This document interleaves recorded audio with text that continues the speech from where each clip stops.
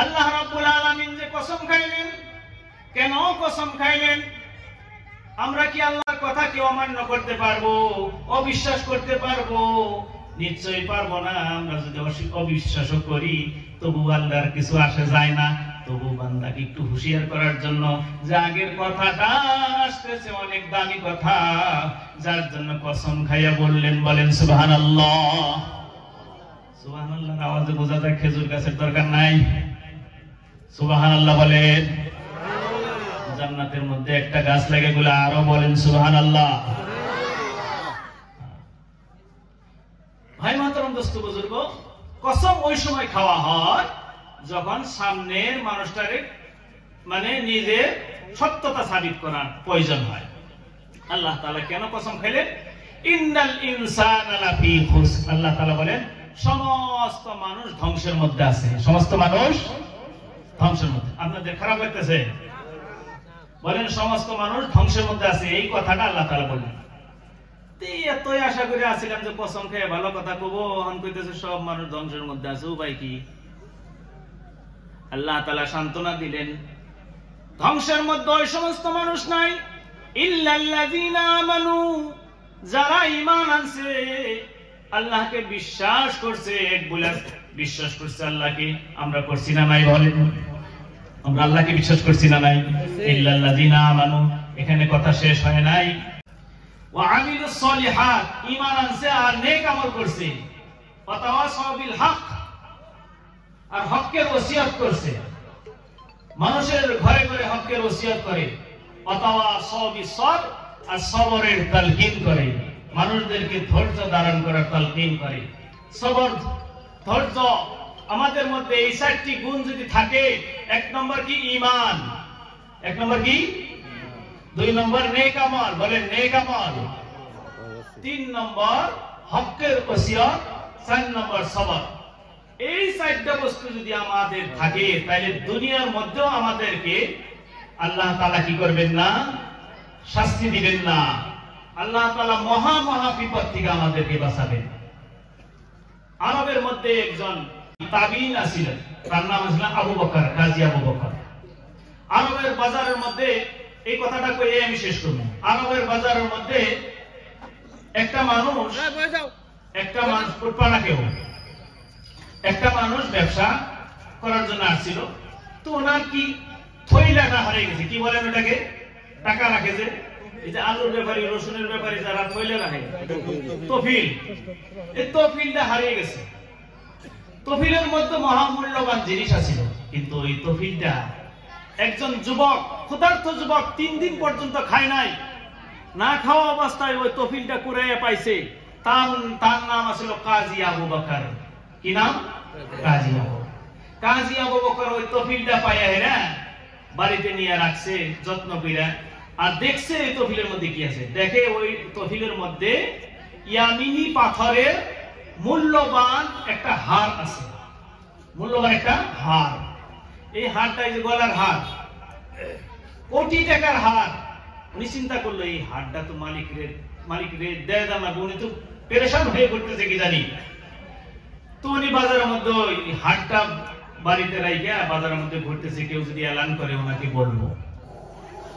তো একজন মানুষ, বুড়া মানুষ, বৃদ্ধ মানুষ, পাথরের উপরে খাড়া হইয়া এলান করতেছে, আহারে মক্কার যুবক, মক্কার মানুষেরা, নবীর দেশের মানুষ, তোমরা, আমার একটি কোটি টাকার হার হারিয়ে গিয়েছে। ওই হারটা তোমরা দয়া করে আমাকে একটু দিবা। আর আমার কাছে 500 দিনার স্বর্ণ মুদ্রা আছে, ওইটা তুমি হালাল, তোমার জন্য ওইটা তোমরা নিয়ে নিবা, হাদিয়া হিসেবে দিয়ে দিবে। তখন কাজী আবু বকর ওনার হাতে ধরছে, আসেন, আমি যেটা থইলা পাইছি, তফিল পাইছি, ওই তফিলের সাথে যদি আপনার তফিলের মিল হয় তাহলে ওইটা দিয়ে দিন। আনছে বাড়িতে, আইনা দেখে যে হ্যাঁ ওনার তফিলের সাথে মিলছে, ওইটাই আমার তফিল। ঠিক আছে, আপনার তফিল আপনি নিয়ে যান। বলে তাহলে এই 500 দিনার তুমি স্বর্ণ মুদ্রাটা কবুল করো। কাজী আবু বকর বলতেছে, 500 দিনার টাকা এই দুনিয়ার মধ্যে থেকে আপনার কাছ থেকে নিয়া আল্লাহর কাছ থেকে ইনাম পাওয়ার থেকে আমি বঞ্চিত হতে পারবো না। এই ইনামটা আমি গ্রহণ করতে পারি না, আপনি এটা নিয়ে যান। উনি নিলেন না। কিছুদিন পরে নৌকায় উঠে সমুদ্রের মধ্যে সমন্দর কন্যা কি বলেন, সাগরের মধ্যে সফর করতেছে কাজী আবু বকর, সাথে অনেক লোক ছিল। নৌকার মধ্যে বাতাস উঠে গেছে, বাতাস উঠলে ভয় হয়, বাতাসের মধ্যে নৌকাটা হাবুডুবু খেলতেছে, হাবুডুবু করতেছে। অমন অবস্থায় নৌকা যখন হাবুডুবু করতেছে, তখন সমস্ত নৌকা তলাইয়া সমস্ত মানুষ ওই নদীর মধ্যে মরে যায়। কিন্তু কাজী আবু বকর একটা তক্তার মধ্যে ধরে রাখে। ধরতে ধরতে ধরতে ধরতে কোন পর্যন্ত গেছে, একটা ইয়ামানের দ্বীপের মধ্যে যায় আটকা পড়ছে বেহুশ অবস্থায়। ইয়ামানের দ্বীপের মধ্যে আটকা পড়ছে বেহুশ অবস্থায়। বেহুশ অবস্থায় দেখে চোখ খুইলায়, এটা একটা মুসলিম কান্ট্রি, মুসলিম দেশ। বোঝা যাইতেছে ওখানে মসজিদ, মসজিদের গম্বুজ দেখা যায়। গম্বুজ কোন না মিনারা কোন, মসজিদের মিনারা দেখা যাইতেছে। কাজী আবু বকর নদীর ঢেউয়ের মধ্যে বাইসা গেলেন, যদিও বাঁচলেন। তীরের মধ্যে বাইসা দেখে একটা মুসলিম দেশ, এই দেশের মধ্যে দেখা যায় একটা মসজিদের মিনারা দেখা যায়। একটু ধ্যান দিয়ে শুনবেন, ওই মিনারা দেখে একটা দৌড় মারছে, ওযু কইরা মসজিদের মধ্যে 2 রাকাত শুকরানা নামাজ পড়ছে। কোন একটা যদি নেক কাম যদি হাসিল হয়, জান যদি বাইসা গেছে, আল্লাহর দরবারে শুকরিয়া আদায় করার জন্য নামাজে খাড়া হইছে। নামাজের মধ্যে সুন্দরভাবে তিলাওয়াত করতেছে, সুন্দরভাবে তিলাওয়াত করতেছে। তিলাওয়াতের আওয়াজ শুনে গ্রামের মানুষ পিছন দিক দিয়ে এসে জড়ো হয়ে গেছে। আহারে, আমাদের এই মসজিদের মধ্যে ইমাম সাহেব নাই, কিছুদিন আগে আমাদের ইমাম সাহেবের ইন্তেকাল হয়েছে। কে নামাজ পড়ে এত সুন্দর সুললিত কণ্ঠে, এত সুন্দর আওয়াজে কি কোরআন শরীফ পড়তেছে, একটু দেখে আসি। সমস্ত গ্রামবাসী জমা হয়ে গেছে, চোখের পানি পালাইয়া কান্দে। গান করতেছে, এত সুন্দর আওয়াজ, মন মুগ্ধকর আওয়াজে কোরআনে কারিমের তিলাওয়াত করতেছে কে? তুমি যুবক, সুন্দর যুবক। তিনার পরিচয়টা তিনি নিজেই বলে দিলেন, আমার নাম কাজী আবু বকর, আমি আরব দেশের মানুষ। আমার এই দুর্ঘটনায় আমার নাওয়ের সমস্ত সাথীগুলো মৃত্যুবরণ করে, কিন্তু আমি বেঁচে গিয়েছি। আল্লাহের শুকরিয়া আদায় করার জন্য মসজিদে আসলাম 2 রাকাত নামাজ পড়ার জন্য। বলেন সুবহানাল্লাহ। মসজিদের মধ্যে আসছে 2 রাকাত নামাজ পড়ার জন্য। লোকেরা বলল, তুমি আসো নাই, মহান আল্লাহ রাব্বুল আলামিন তোমাকে এখানে নিয়ে আসছে। তার কারণ আজ থেকে 15 দিন আগে আমাদের ইমাম সাহেবের ইন্তেকাল হয়েছে। ইমাম সাহেবের ইন্তেকালের পরে আমরা চিন্তা করতেছি, কে আমাদেরকে কোরআন শিখাবে, কে আমাদেরকে নামাজ পড়াবে, কে আমাদের ছেলে মেয়েদেরকে শিক্ষা দিবে। এই ভয় আমার ভিতরে ছিল, যার জন্য আমাদের ভিতরে ভয় ছিল, যার জন্য আল্লাহ রাব্বুল আলামিন বুঝি তোমাকে আমাদের গ্রামের মধ্যে পাঠিয়ে দিয়েছে, তুমি নিজে আসতে পারো নাই। বলেন সুবহানাল্লাহ। কাজী আবু বকর বলতেছে, হ্যাঁ, ইমামতির জন্য যদি আমার থাকতে হয়, আমি দ্বীন শিখানোর জন্য আমি নিজেকেই কুরবানি করে দিতে পারি। আছে না নাই ভাই? দ্বীন শিক্ষা দেওয়ার জন্য উলামায়ে কেরাম বিদেশে যায় বাড়ি বানিয়ে হেলাই দেয়, বানায় না? ওলামায়ে কেরাম হাফিজ যারা আছে, তারা দেখবেন বাড়ি এক জায়গায় আরেক দেশে দ্বীন শিখানোর জন্য, কমরে দ্বীন শিক্ষা দেওয়ার জন্য এক দেশের থেকে আরেক দেশে যায়। তারা অস্থায়ীভাবে হয়তো কোনো রুম ভাড়া নিয়া, হয়তো কোনো বাড়িতে জাগির থাইকা দ্বীন শিখাইতেছে। এটা উলামায়ে কেরামের একটা সবর, একটা ধৈর্য। আর ওনার ভিতরে সূরা আসরের 4টা গুণ ছিল। সূরা আসরের মধ্যে যে 4টা গুণ, ঈমান, আমল আর আরেকটা কি, হক, হকের তালকিন আর সবর আছিল ওনার ভিতরে, ধৈর্য আছিল, যার জন্য আল্লাহ তাআলা ওনাকে নদীর মধ্যে ডুবাইয়া মারলেন না। আর আগে দিয়ে শুনেন, একটু মজা লাগবো। কাজী আবু বকর যখন কিছুদিন ইমামতি করা আরম্ভ করলো, কিছুদিন যাওয়ার পরেই লোকেরা বলতেছে যে আপনার তো বিবাহের প্রয়োজন আছে, বিবাহের দরকার আছে, আপনি বিবাহ করেন, যুবক মানুষ। আমাদের এই মহল্লার মধ্যে একজন খুব সুন্দর, রূপবতী, গুণ থাকা একজন মেয়ে আছে, একটাই মেয়ে আছে, ওনার বাবাও নাই। মনে করলাম যে আপনার সাথে বিবাহ করলে খুব মিলবো, কুহু মিলবো।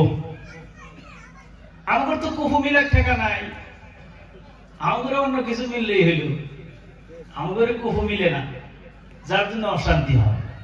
দিনদার দিকে বিয়া শাদী করার নাকি 1 নম্বর দেখার নাকি দিনদার আছে না। যাই হোক, কাজী আবু বকরের বিয়ার প্রস্তাব দেওয়ার সাথে নেক দেখছে, আল্লাহ বলে, হ্যাঁ তাইলে আমি রাজি আছি, নেক যদি গুণ আছে যদি, তাইলে আমি রাজি আছি। যখন থাকার জন্য দেওয়া হইল, কাজী আবু বকর নিজের স্ত্রীর সঙ্গে একসাথে রাত্র যাপন করবেন। তখন কাজী আবু বকর ওই মেয়ের নিজের স্ত্রীর দিকে আর তাকায় না, মুখের দিকে আর তাকায় না। কাজীর গলার মধ্যে একটি হাড় ছিল, ওই হাড়ের দিকে তাকাইতেছে। মেয়েটি মনে করতেছে, আরে আমার স্বামী বুঝি মান ধন দৌলতের লোভ আছে, যার জন্য আমার এই দামি সম্পদের দিকে তাকাইতেছে। তখন কাজী আবু বকর সন্দেহ করছে, যেহেতু বুঝবার পারলো যে আমার উপরে সন্দেহ হয়েছে, তখন আপনি সন্দেহ করবেন না আমার স্ত্রী, আপনি সন্দেহ করবেন না। তার কারণ আপনার গলার মধ্যে যে হাড়টি আমি দেখতে পাইতেছি এটা কোনো মামুলি হাড় না। আমি 3 দিন পর্যন্ত ক্ষুধার্ত অবস্থায় মক্কার জমিনের মধ্যে আমার পেটে ক্ষুধা ছিল, বুঝি এই হাড়টি আমি কুড়াইয়া পাইছিলাম। এই হাড়টা তোমার গলার মধ্যে আমি দেখতাছি, মনে হয় ওই হাড়টাই হয় নাকি। এই কথা কর সাথে সাথে স্ত্রী তার গলার মধ্যে এত জোরে ধরছে, আঞ্জা দিয়ে ধরছে, হাতটা ধরছে, ধরে বলতেছে, আপনিই নাকি সেই জান্নাতি যুবক, সেই যুবক যে যুবকের কথা আমার বাবা মৃত্যুর সময় বারবার কেঁদে কেঁদে বলছিল, হারে মক্কার জমিনের মধ্যে আমার কোটি টাকার হাড়টা হারিয়ে গিয়েছিল। এমন একটি যুবক, নেক যুবক, জান্নাতি যুবক, যে যুবক এই হাড়টি কুড়াইয়া পাইছিল, এই হাড়টা আমারে আমানত হিসাবে আমার কাছে পৌঁছিয়ে দিয়েছে। এমন একটি যুবকের হাতে যদি আমার মেয়েটাকে তুলে দিতে পারতাম, বুঝি আমার মৃত্যুর সময় একটু শান্তি পাইতাম। হ্যাঁ, আজকে আমার আব্বাজানের দোয়াও কি জানি কবুল হয়ে গিয়েছে, আব্বাজানের দোয়া কবুল হয়েছে। আর আপনার আমানতদারি খেয়াল রাখি, আপনি যে আমানতের মালিকানার যে মালিকের কাছে পৌঁছে দিয়েছিলেন, সেই আমানতের মালও আপনি দুনিয়ার মধ্যে পেয়ে গেলেন। বলেন সুবহানাল্লাহ। ওই মালটা আমার না, ওই হাড়টা আমার না, ওই হাড়টা আপনারই। গতিকে আমরা সুখের সংসার করব, আজ থেকে আমার কোনো অসুবিধা হবে না। আমার বাবার দোয়া কবুল হয়ে গেছে। আপনি যে দুনিয়ার মধ্যে নেক কাম করেছিলেন, সেই নেক কামের প্রতিদান দুনিয়ার মধ্যেই পাওয়া গেল। বলেন সুবহানাল্লাহ। নেক কামের প্রতিদান কোন সময় পাওয়া যাবে? যখন আমি আল্লাহকে পূর্ণভাবে বিশ্বাস করব। 1 নম্বর। 2 নম্বর আমি যখন নেক আমল করব, ভালো কাজ করব। 3 নম্বর আমি মানুষদেরকে হকের কথা বলবো। হক কথা কি? আল্লাহর বাইরে কোনো মাবুদ নাই, এই কথাটা কোন যাব না, এই মেসেজটা দেন যাব না।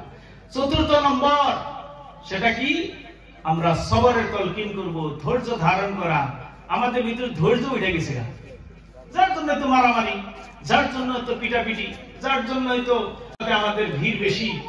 আজকে সবর নাই, অমুকের মার্ডার। একটা ঘটনা শুনলে আপনি আশ্চর্য হবেন। পত্রিকার মধ্যে পাওয়া গেছিল, হ্যাঁ, আমাদের দেশে না অন্য দেশের ঘটনা, যে মেয়ে বিবাহের দিন মানে বিবাহ পড়াবো, ওই টাইমে বলতেছে বাবার লগে একটু কথা আছে। বাবার লগে কথা আছে, তাহলে সব মানুষ যাও বাবার লগে একটু কথা কব। মেয়েটাই বলতেছে, তো সব মানুষ বাইরে গেছে, মেয়েটা বাবা বগলে আছে, কানে কানে কথা কব। কও মা, কও কি কবা? ওর বগলে, ওর হাতের মধ্যে একটা ধারালো অস্ত্র, ছুরি বাবার বুকের মধ্যে হাইলা দিছে। বলেন নাউজুবিল্লাহ। সাথে সাথে মার্ডার করে ফেলেছে। এমন ধরনের শিক্ষা মেয়েদেরকে দেওয়া হয়, যে শিক্ষা মানুষ বানাইতে পারে না। একমাত্র কোরআনের শিক্ষা যে মানুষ বানায়। আপনাদের ছেলে মেয়ে আগন্তুক দিনে আপনারা একটা টার্গেট বানান, যে আমাদের ছেলে কমসে কম আলিম না হইলেও, হাফিজ না হইলেও, মুফতি সাহেব না হইলেও, কমসে কম যাতে দিনদার হইতে পারে। এই আজম, এই এরাদাটা আমরা এই মজলিসের মধ্যে নিতে পারি না? ইনশাআল্লাহ। হাত তুলেন ইনশাআল্লাহ। বলেন আমরা ইনশাআল্লাহ আমাদের ছেলে মেয়ে, পাড়া প্রতিবেশী সবাইকে দিনদার বানানোর চেষ্টা করব। বলেন আলহামদুলিল্লাহ। তাহলে আমাদের এই ধর্ম সভা করাটা, এত টাকা খরচ করাটা আমাদের সার্থক হবে। আর যুবক যারা আছো তাদেরকে আমি একটা হাদিস বলছি, ওই হাদিসের তরজমা করে শেষ করব।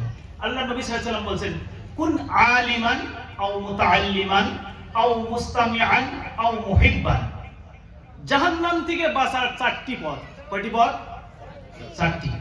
তুমি নিজে আলিম হও, কোন আলিমান, তুমি নিজে আলিম হও, অথবা তুমি আলিমের ছাত্র হও, আলিমের ছাত্র হও।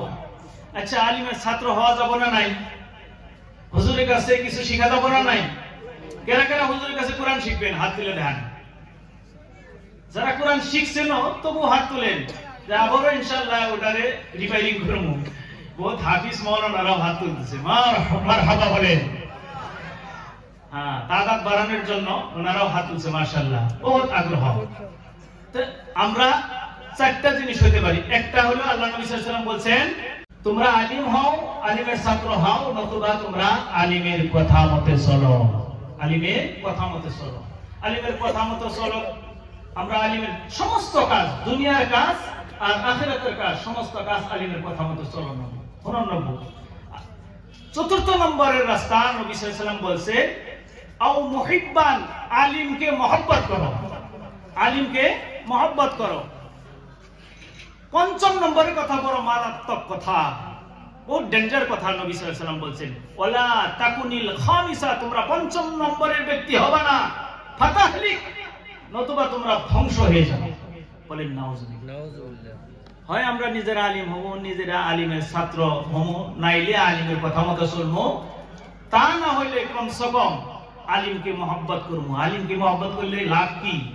আপনি কিয়ামতের দিন যখন সমস্ত আলিম উলামা জান্নাতের মধ্যে যাওয়া আরম্ভ করব, কিছু মানুষ আঘাত দিয়ে ধরবো, কিছু মানুষ আঘাত দিয়ে ধরবো হাসর ময়দানে, কই আমরা তো আপনাকে মহব্বত করে এক গ্লাস পানি খাওয়াইছিলাম, আমরা তো মহব্বত করে আমি ওজুর পানি দিছিলাম, আমরা তো মহব্বত করে আপনার সাথে একটু ভালোভাবে ব্যবহার করছিলাম, বসার জন্য জায়গা দিছিলাম।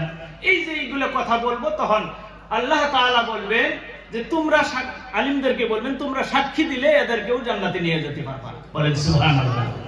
আলিমদের সাথে মহব্বত থাকার জন্য, এতখানি থাকার জন্য, যে আলিমদের সাথে মহব্বত থাকার জন্য তাদেরকে, আলিমদেরকে হুকুম দেওয়া হবে, এদেরকে সুপারিশ করে জান্নাতের মধ্যে নিয়ে যাওয়া। বলেন সুবহানাল্লাহ।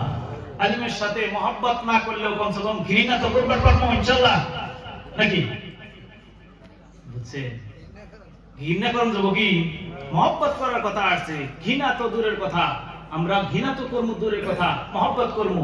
আমার জন্য দোয়া করবেন, আমাদের বংশ পরিয়ালের মুরব্বী আর এই অঞ্চলের যত মুরব্বী ইন্তেকাল হয়েছে সকলের জন্য আজকে এই জলসার দোয়া করবেন। অনেকের মা, অনেকের বাবা অন্ধকার কবরে শয়ন করেছেন। আপনারা একবারে যেভাবে বসেন সেইভাবেই বসে থাকবেন। রাজি আছেন ইনশাআল্লাহ? কেউ কিন্তু ওঠাউঠি করবেন না। আল্লাহ তাআলা ওয়ার থেকে বেশি আমল করার তৌফিক দান করে। ওয়া আখিরু দাওয়ানা আলহামদুলিল্লাহি রাব্বিল আলামিন।